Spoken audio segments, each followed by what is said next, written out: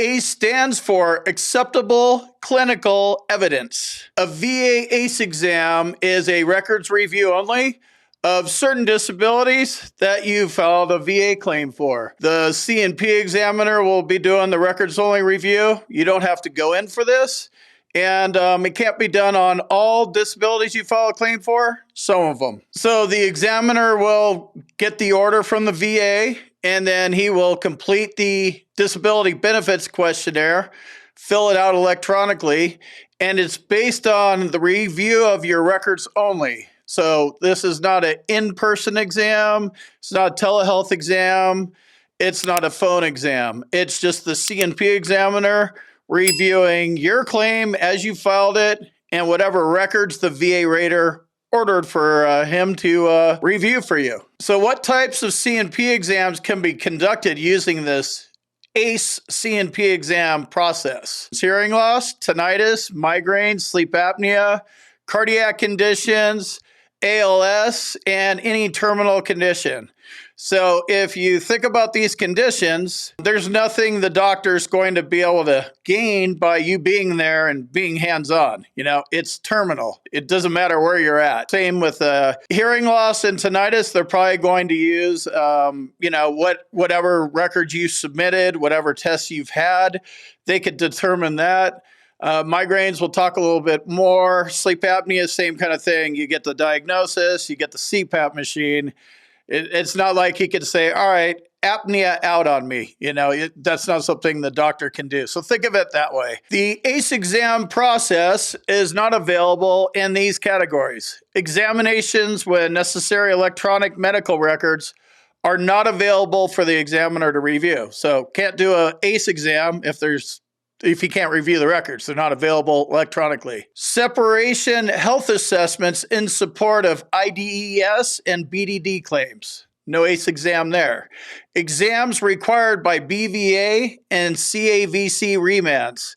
So if you go up to the board or to the court and you take your claim that far and you're there for a couple of years and they remand you back down, they can't just remand you back down and your VA regional office is like, oh yeah, just send them to a ACE exam. You waited 5 years. They're going to give you an actual C&P exam where you go in, or telehealth or something. ACE exam can't be used for general medical examinations.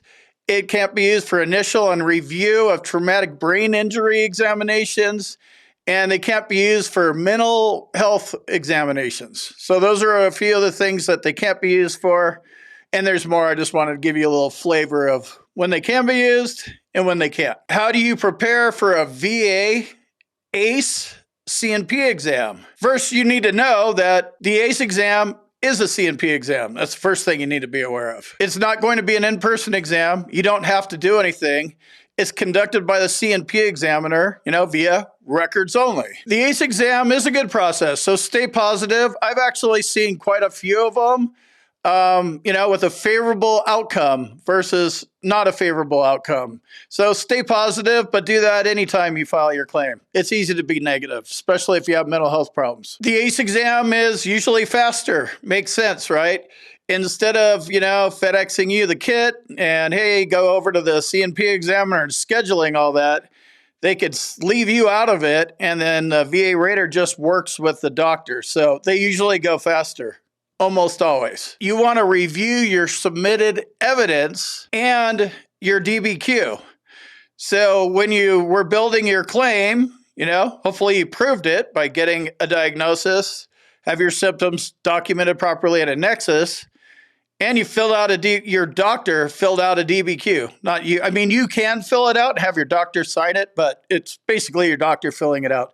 So, if you submitted a claim for sleep apnea, tinnitus, or migraines, you should be on the lookout for an ACE exam because they're happening more and more. You'll know because the C&P exam paperwork that's mailed to you will be mailed to you from a private company. There's VES, LHI, and QTC are the three big ones. Migraines are the number one thing they do ACE exams on. So keep that in mind if you're filing a migraine claim. And, you should review the evidence you submitted. And the easiest way to do that is look at the DBQ. So if it's migraines, study the migraines DBQ, the severity of your symptoms. Know that stuff inside and out because it is possible you could get a phone call. You should know how you proved your claim. That's your story. You want to stick to that for the rest of your life. You have a 50% rating for migraines. They come try to reduce it 7 years down the road. What was my original story when I got 50%? If it's the same story, then you don't have anything to worry about. The ACE examiner might call you, like I said, so be ready. If the call comes, you're ready. If you already know this stuff, you have it handy. It's not buried somewhere, thrown away. You have it on your phone or wherever you have it. If you get called, you could just sit there and, here's my severity of symptoms and how much I've lost work because of my migraines. And, you could discuss whatever the doctor wants to talk about. You have your doctor that established the nexus. Maybe he'll see it and say, okay, migraine secondary to tinnitus. What do you think, Combat Craig? Yeah, for sure, because my tinnitus started on the flight line in Howard Air Force Base in 1989, and it kept going, and then it got worse when I was on the flight line at Incirlik Air Base in Turkey during Desert Storm. And then the migraines came after that. So it makes sense because the tinnitus was driving me nuts and all of a sudden I got these migraines. Yes, it makes sense that the migraines are secondary to the tinnitus. You could say that if a doctor's asking you. Here's a couple questions that you might want to be prepared for, and we're going to use the migraines example here. So when did your migraines begin? Sometime after I got my tinnitus. Would be an example answer. How often do you get your migraines? You would look at your migraine log, Migraine Buddy, and the last one was here. How far back do you want to go, Doc? How long do they last? Again, you could go to your log. You should log pain, headaches, all sorts of stuff. But migraines have an app called Migraine Buddy. Just something to keep in mind. Do your migraines negatively affect your work life? If yes, how? Yeah, like I can't go to work. My boss wants to fire me, like I'm useless at work. Do you get prostrating migraines? Do you take medications for your migraines? And then again, they may ask you, if you filed it as a secondary, they may ask for your opinion. You're not qualified to give an actual medical opinion, but if a doctor's asking you for your personal opinion, give it to them.